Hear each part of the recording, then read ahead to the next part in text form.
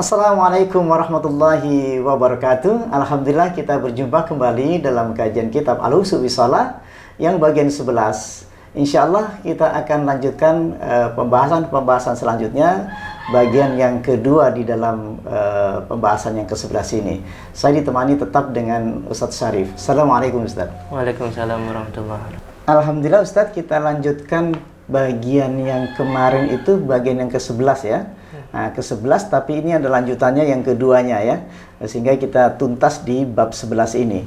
Tentang bagaimana Rasulullah merasakan kecintaannya terhadap seorang istri, kemudian wangi-wangian, kemudian sholat. Nah, ini berkaitan apa hubungannya antara rasa yang dirasakan terhadap seorang wanita. Ternyata ini berhubungan juga tentang huwallazi anzala sakinata fi qulubil mu'minin. Maksudnya cintaan kepada istri itu, seorang wanita itu ada hubungannya antara batin seorang wanita kepada Allah, suami kepada Allah. Yang keduanya merasakan huwallazi anzala sakinata fi qulubil mu'minin. Seorang wanita yang sambungnya kepada Allah, ia merasakan huwallazi anzala sakinata fi qulubil mu'minin. Sang suami juga huwallazi anzala sakinata fi qulubil mu'minin. Dua-duanya mendapatkan sakinah yang diturunkan dari Allah. Kenapa hubungannya dengan sholat? Ternyata seorang yang sholat ketika menghadap Allah, Allah turunkan juga huwallazi anzala sakinata fi qulubil mu'minin ketika sholat.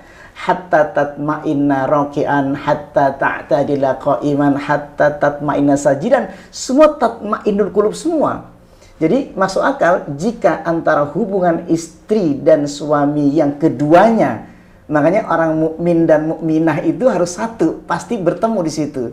Nah, kok ada hubungannya? Selama ini kita bingung, apa hubungannya antara hubungan suami istri yang bahagia, kemudian kebahagiaan yang sholat, ada korelasinya di mana kan gitu. Sekarang baru ketemu. Ternyata hubungan suami istri yang keduanya ke Allah, yang keduanya silatun waliqaun bainal abdi wa rabbi, yang keduanya silatun silah, nyambung. Kalau kita, antara kita silaturahim. Nah, sekarang nyambungnya kita dan Allah, huwallazi anzala sakinata fi qulubil mu'minin. Allah turunkan sakinah ke dalam hati seorang istri atau mukminah atau kepada suaminya. Keduanya diturunkan sakinah. Akhirnya rumah tangga itu mendapatkan sakinah, mawaddah, warahmah. Karena sebenarnya keduanya merasakan turunnya sakinah dari Allah itu. Nah, sholat pun sama. Ternyata sholat itu adalah silatun waliqaun bainal abdi wa rabbi.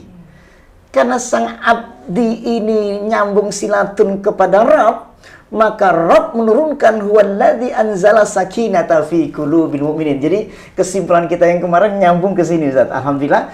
Kemudian wangi-wangian bisa nggak menghantarkan kita mendekat kepada Allah? Wangi-wangian bisa mendekatkan kepada Allah, karena dengan wangi-wangi hati menjadi tenang. Ketika tenang itulah hati bisa wusul kepada Allah. Ketika takbirat ihram dengan wangi-wanginya tadi itu, ia merasakan bagaimana ia silatun waliqaun bainal abdi wa rabbi, nyambung juga. Makanya wangi-wanginya itu didampingi, disukai para malaikat. Jadi nyambung semua antara hubungan kita dengan suami istri, hubungan kita dengan apa yang kita lakukan, apa menggunakan pakaian yang bagus dan wangi-wangian, dan nyambungnya silatun semua kesimpulannya. Saya ingin kembalikan dimulai dari hadis yang kemarin Ustaz untuk membridging pembahasan yang kemarin sampai sekarang itu. Silakan Ustaz. Bismillahirrahmanirrahim. Qala Rasulullah sallallahu alaihi wasallam, hubbiba ilayya an-nisa'u wat-tibu wa ju'ilat qurratu 'aini fis salati. Nah, ini kan jelas ya. Jadi aku diberi rasa oleh Allah, cinta. Nah, cinta itu nggak bisa kita langsung mencintai, tapi Allah berikan rasa cinta. Allah yang turunkan rasa cinta itu kepada seorang laki-laki dan perempuan, dan itu turun begitu saja. Makanya cinta itu tidak bisa disebar kemana-mana. Dia turun dari Allah, diberikan cinta ke dalam hati seseorang mukminah maupun yang orang mukmin. Nah, itu ada getarannya, sehingga sambung tadi. Kemudian tadi apa? Tib kan? Tib. Wangi-wangian dan sholat. Jadi nyambung semuanya. Istamir Ustaz. Wa qala Rasulullah sallallahu alaihi wasallam, ya Bilal arihna bis salati. Kaitannya dengan rehat. Ya Bilal arihna bis salati. Kadang-kadang kita ketika capek, penat, bersama istri ada kerehatan. ada kebahagiaan.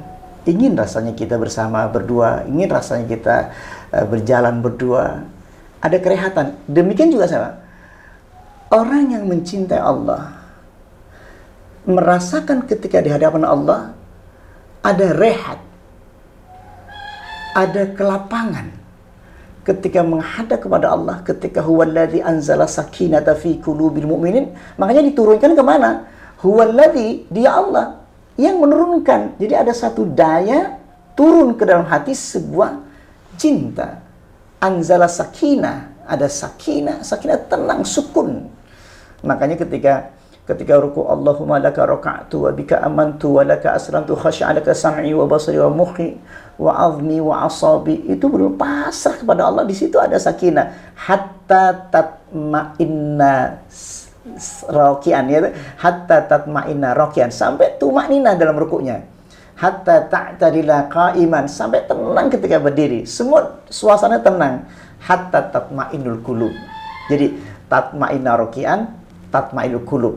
Maka rasa tenang di hati dan rasa tenang ketika ruku, di situ ada suatu penyerahan yang rasanya kenikmatan itu tidak ada di luar sholat itu. Bagaimana tidak ada rasa tenangnya sementara kita bersama Allah, dan di sana Allah itu suasana tenang itu. Makanya la tahzan innallaha ma'ana fa anzalallahu sakinatahu. Ketika ma'ana, innallaha ma'ana fa anzalallahu sakinatahu, nyambung lagi. Jadi sakinah itu bisa suasananya di mana saja ketika kita bersama Allah. Allahu ma'i, innallaha ma'ana. Ketika innallaha ma'ana fa anzalallahu sakinatahu, berarti ketika ruku itu innallaha ma'ana fa anzalallahu sakinatahu. Bersama Allah itu ada sakinah, ada mawaddah, ada rahmat yang turun. Bismillah. Bismillahirrahmanirrahim. Fal muhibbu, yaitu orang yang cinta akan salat. Rahatuhu wa qurratu ainihi. Rahatuhu itu istirahatnya. Wa qurratu ainihi, dan menjadikan itu penyejuk matanya. Fis salati, yaitu dalam salatnya. Jadi rehatnya orang hidup ini, kehidupan kita itu, rehatnya enaknya justru dalam salat. Saya pikirkan, ada nggak untuk kita yang harus kita rasakan tuh? Nah, petunjuk ini menunjukkan gini. Coba deh kau masuk dalam betul. Makanya hubungkan batin kita dan Allah. Rehatnya orang sholat itu justru ketika berdiri sholat. Kebahagiaan orang hidup itu ternyata ketika dekat dengan Allah, ketika sholat. Dan sujud dan seterusnya. Yang semua gerakan-gerakan itu. Di dalam sholatnya, justru dalam sholatnya. Di luar sholat sebenarnya tidak ada apa-apa. Justru ketika bersama Allah itulah ada rehat. Nah ini kadang-kadang kita meragukan banyak orang. Karena seolah-olah ini kayak kajian-kajian, ini kajian biasa yang hanya untuk apa, kayak ceramah-ceramah untuk apa gitu kan. Itu kan kadang mengerikan. Takutnya karena diajak masuk ke dalam ia tidak serius kepada Allah, maka dia akan mohal. Akan mengingkari. Soalnya kita ini sudah mempraktekkan gak ada apa-apa kok, gitu loh. Itu yang jadi masalah. Dia merasakan, aku capek kok. Diajak sholat lama itu rasanya udah gelisah gitu loh. Di salat berdiri takbiratul ihram, kemudian kita baca Al-Fatihahnya, kemudian baca surat ayatnya agak lama saja udah gelisah di belakang itu. Ini kan menjadi umum. Ketika diajarkan bahwa ada loh, di dalam ruku itu ada ketenangan.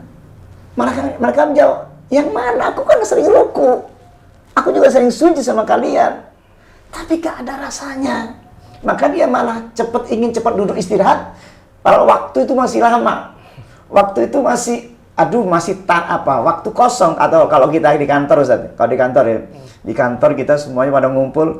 Rasanya kalau imamnya lama itu mangkelnya luar biasa gitu. Ini kok lohor-lohor, kok imamnya kok lama sekali. Rukuknya kok lama. Bacaannya kok lama gitu kan. Padahal dia nggak ada waktu. Artinya waktu itu masih lama istirahat itu. Tapi dengan cepat-cepat ingin cepat selesai sholat. Dan ternyata dia masih ada tempat waktu yang lama gitu. Ternyata dia gelisah ketika sholat itu. Ternyata tidak apa-apa. Lalu kita mau ngomong nih.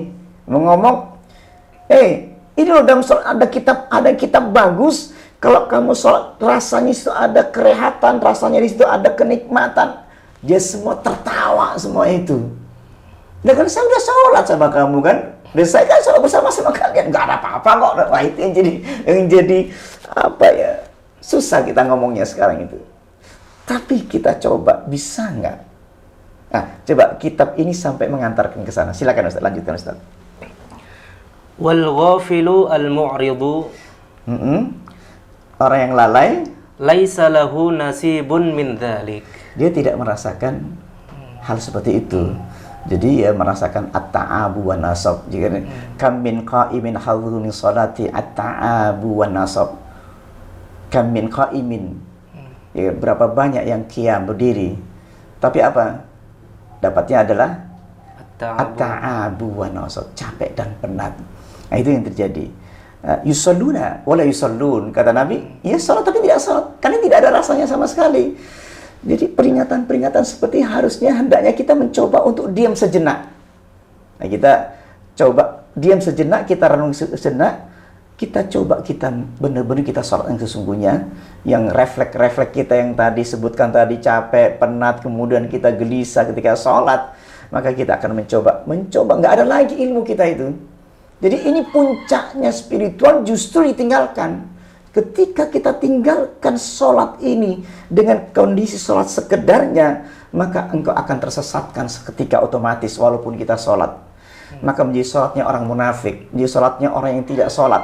Yang akhirnya kita merasakan lagi, inna sholata tanha anil fahsya'i wal munkar, itu tidak terjadi. Sholat akan mencegah perbuatan keji dan mungkar, itu tidak terjadi. Karena memang keburu-buru. Karena kita tidak melakukan yang serius. Nah, ini yang jadi problematika sementara kita ini. Nah, sekarang kita akan mencoba memasuki sampai benar ada. Dan kita sampai kita berani ini menjamin bahwa setiap apa yang disampaikan Nabi itu pasti benarnya, pasti ada rasanya, pasti ada perubahannya. Itu yang kita pegang sekarang. Silakan Ustaz.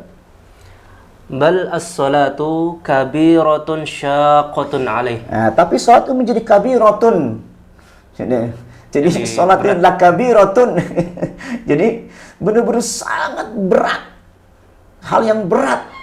Gitu kan? Wasta'inu bis sabri wassalah wa innaha lakabiratun. Menjadi sangat sesuatu apa? Besar, berat sekali itu. Illa 'alal khashiin. Kecuali orang khusyuk ya. Alladzina yadhunnuna annahum mulaku rabbihim wa annahum ilaihi raji'un. Yang yakin ada perjumpaannya dengan Allah, wa annahum ilaihi raji'un, kepada mereka itu kepada Allah raji', yang kembali, dan betul takbir betul, sampaikan betul, sadar betul, sehingga kita bisa merasakan kehadiran Allah dalam hati kita itu. Silakan Ustaz. Idza qama fiha ka'annahu 'alal jamri. Nah, ketika sholat seperti di atas bara api. Gelisah. Jadi gelisah, kaki udah pengen lepas saja. Aduh, imamnya kelamaan nih gitu kan. Kalau bacaannya bagus, Al-Fatihahnya bagus, ya Allah. Ini 2 rakaat itu mesti seperti terasa di atas bara api, kaki ada bara api dan panas. Ya Allah, kenapa sholat kalau begitu gitu loh. Maka cari di situ. Jadi kadang-kadang kita malu melihat kitab ini itu, bagaimana suasana Rasulullah sholat itu ya. Jadi Rasulullah itu sholat itu sampai tahajudnya itu yang dibaca surat Al-Baqarah, An-Nisa, Al-Imran rakaat pertama. Rukuknya juga lamanya biqadri qiyami. Lamanya rukuknya Nabi sama dengan Al-Baqarah, An-Nisa, Al-Imran. Berapa lama? Padahal Al-Baqarah, An-Nisa, Al-Imran berapa juz itu? Itu 5 juz. 5 juz ya, 5 juz lebih dikit ya. Nah itu bisa sampai kayak apa? Hatta hamamtu bi amrin su'in wa ma hamamta an aquda wa adar Nabi. Kata sahabat, ada keluhan betapa Nabi itu lama sholatnya itu karena baca Al-Baqarah, An-Nisa, Al-Imran. Sampai apa? Ngedumel dalam hati. Wa ma hamamta, apa yang kau keluhkan ketika salat bersama Nabi? An aquda wa adar Nabi. Tadi aku pengen cepat duduk dan ingin meninggalkan Nabi ketika sholat itu, ya Allah gitu ya. Nah ini kan keluhan-keluhan yang memang dirasakan. Nabi merasakan wa yatadazzazu bidzalika. Nabi itu merasakan kelezatannya ketika berdiri, ada kelezatannya, dialog itu ada kelezatannya, rukuk lama Nabi itu biqadri qiyami. Rukuknya Nabi itu lamanya setara dengan berdirinya. Ketika i'tidal intasabaqa iman hatta yaqulan nas kok nasiyan. Beliau itu berdiri lama sekali i'tidalnya itu sehingga lupa ketika tahajudnya. Sujudnya pun demikian biqadri qiyami, lamanya setara dengan berdirinya Al-Baqarah, An-Nisa, Al-Imran. Nabi baca apa itu? Padahal Nabi baca sekali toh. Subhana dzil jabarut wal malakut wal kibriya wal azama. Pendek saja, apakah diulang-ulang belum ada keterangannya, tapi lamanya rukuknya sama dengan Al-Baqarah, An-Nisa, Al-Imran. Nah, kita perlu kita teliti ada kenikmatan apa. Nabi merasakan wa yataladzadzu bidzalika. Kalimat wa yataladzadzu, sungguh Rasul itu merasakan kelezatan itu. Jadi kenikmatan, kelezatan di hadapan Allah Subhanahu wa taala. Istamir Ustaz. Dia merasakan kegelisahan hatta yatakhallasu minha. Nah, itu kan. Jadi merasa gelisah sampai ingin cepat-cepat selesai. Jadi karena gelisah, aduh, kapan berhentinya imamnya itu? Padahal cuma 2 rakaat, subuh itu apalagi tuh. Banyak alasan, tapi pengen cepat-cepat duduk istirahat. Padahal istirahat duduk juga gitu. Jadi yang bengong, nikmat bengong gitu. Nah, ini yang perlu kita benar masuki sampai kita bisa merasakan, dan ini perlu disebarkan dan perlu kita hidupkan kembali sehingga entah 2 orang, entah 3 orang kita coba, bisa nggak kita latih? Saya yakin bisa, dan itu bisa merasakan, dan itu bisa dirasakan langsung dalam hati kita. Kita coba. Ustaz. Wa ahabbus salati ilaihi a'jaluha wa asra'uha. Yang disukai dalam sholatnya ya cepatnya itu, dan segera-geranya yang terburu-burunya.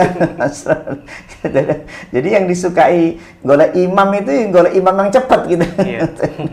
Jadi itu nikmat dia kalau ada imamnya cepat, itu seneng sekali gitu loh. Wah, ini gaya kata. Kalau ketika kita coba lama itu katanya sholat apa kok sampai rukuknya lama, sujud baca apa, mau baca sekali aja boleh kok gitu kan.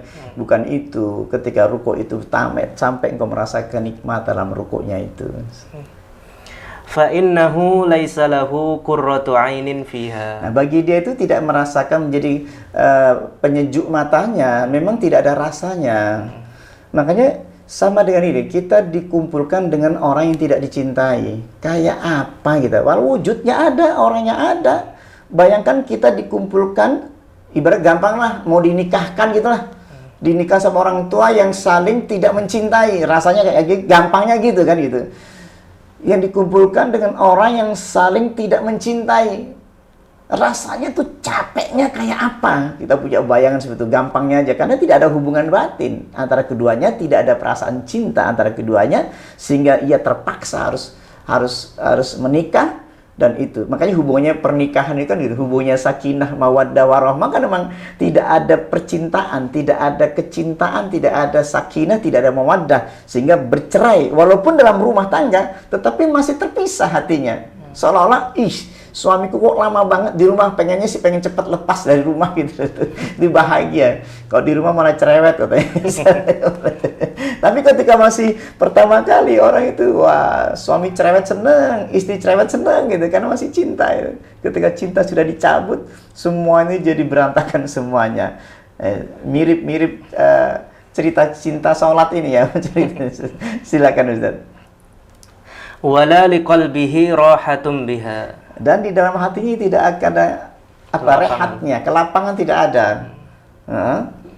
Wal abdu, dan seorang hamba idza qarrat 'ainuhu bi syai'in, ketika ia merasakan kenikmatan dalam hatinya, wastaraha qalbuhu bihi, dan hatinya terasa lapang, insaraha wan fasaha, fa ashaqqu ma 'alaih mufaraqah, dan dia nggak mau lepas. Jadi berat sekali. Mau assalamualaikum terakhir itu rasanya berat sekali. Jadi betul-betul nggak mau melepaskan. Kenapa? Justru nikmatnya itu ketika di dalam gerakan sholat itu. Kenikmatan zikirnya justru di dalam sholatnya itu. Kenikmatan takbiratul ihram itu justru dalam sholatnya. Berbeda ketika zikir di luar sholat. Karena di sini bebas. Nah, tetapi ke dalam ini justru kenapa Nabi ingin, nggak mau lepaskan dari kenikmatan salat, malah ditunggu-tunggu. Ditunggu-tunggu kapan waktunya sholat itu. Padahal di luar sholat juga ada, tapi kan sholat sunnah. Tapi justru di situ ada sholat wajib yang sangat indah ketika dirasakan bagi orang yang beriman itu. Jadi nggak mau lepas, aku nggak mau lepas. Kenikmatan bersama Allah itu nggak mau lepas. Makanya nanti di surga itu, dia justru pengen melihat Allah, bukan lihat surganya lagi. Surganya dilupakan udah. Tapi ingin bertatap muka dengan Allah itu. Kangen kepada Allah itu. Kangen-kangen. Di situ kenikmatan. Puncaknya orang masuk surga itu justru pertemuannya dengan Allah. Nah, kita disuruh, kata Ibnu Taimiyah mengatakan, jannatul ajilah. Kamu bisa di dunia ini. Yaitu merasakan jannatul ajilah. Surga yang didahulukan. Dengan apa? Dengan sholat. Karena engkau ketika sholat itu langsung, ya ayatuhan nafsul mutmainnah irji'i ila rabbiki radiyatan maradiyah. Wahai jiwa yang tenang, irji'i ila rabbiki, langsung ila rabbiki, bukan ila jannah. Irji'i ila rabbiki radiyatan maradiyah fadkhuli fi ibadi wadkhuli jannati. Baru wadkhuli jannati. Pertama kan irji'i ila rabbiki dulu. Ila rabbiki, Allahu akbar. Itu yang merasakan getaran kenikmatan melampaui ciptaan yang beliau ciptakan. Sehingga ia merasakan kenikmatan ketika ia bersama Allah, kenikmatan ketika berhadapan dengan Allah, yang ini hanya yang dibuka saja oleh Allah. Ini masalahnya. Sebenarnya kita mau membandingkan sekarang, ayo kita mengajak-ngajak, ayo kita coba baca kitab ini, yuk coba kita merasakan seperti rasa Rasulullah salat. Bagaimana? Nah, itu yang kita harapkan untuk kita semuanya. Istamir, Ustaz. Wal mutakallif al-farighul qalbi min Allah. Al-mutakallif, orang yang kosong hatinya dari Allah. Kebalikannya ini ya. Wad daril akhirah, Dar akhirah. Al-mubtala bimahabbatid dunya, Dan dia sangat mencintai dunia. Asyaqqu ma alaih, Hal yang paling berat baginya as-salatu. as-shalah. Jadi cirinya sudah jelas ya. Bagi orang yang sudah terkunci terhadap kehidupan dunia, hatinya sudah terpaku terhadap luar Allah, di luar Allah, maka dia paling berat itu adalah ketika ia salat. Kam min qa'imin hadzu min salati at-ta'abu wan nasabu. Berapa banyak orang salat tapi dapatnya capek dan penat, berat jadi. Wa akrahu ma ilaih, Yang paling dibenci baginya tuluha, lamanya sholat. Jadi lamanya, kalau imamnya lama, tuluha, itu paling dibenci itu. Aduh, cari imam kok lama, yang rukuknya lama, sujudnya lama, ini yang paling dibenci. Baca Qur'annya lama sekali. Tapi bagi orang-orang yang beriman, dibacakan Qur'an itu sampai 1 juz saja diharapkan bisa sampai bisa merasakan nikmat dan terus menerus kita lakukan. ma'a tafarrughihi, padahal dia kosong waktunya. Padahal kosong waktunya ya. Wa sihhatihi, Dan dia sehat. wa adam istighal, Dan tidak ada kesibukan. Nah, ini yang jadi kan gampang aja sebenarnya bahasan ini sebenarnya, tinggal kita lihat bahwa itulah keadaan hati kita yang sesungguhnya, sehingga ini menjadi pembahasan khusus. Mudah-mudahan semua pemirsa ilmu ini bisa kita bahas, dan kita kalau bisa yuk sama-sama kita buka kitabnya dan kita mulai mencoba memahami bagaimana rasa yang dirasakan sekarang untuk kita sendiri, kemudian bagaimana sampai mendapatkannya. Insya Allah bisa, karena itu memang ada, kemudian kita yakini bahwa itu bisa merasakan. Insya Allah sampai terasa di sini ada kelapangan dan getaran itu selalu ada. Terima kasih perhatiannya. Assalamualaikum warahmatullahi wabarakatuh.